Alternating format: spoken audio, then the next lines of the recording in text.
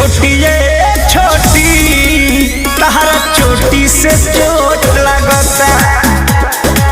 ये छोटी तहरा चोटी से चोट लगता। घाव को ये का देबू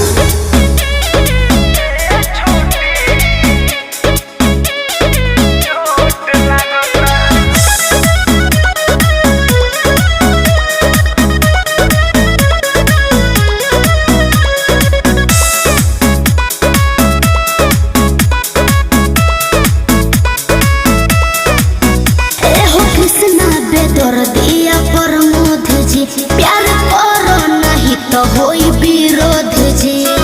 अरे वाह क्या वाह ओहो हनु हम जानतानी जवन चाहता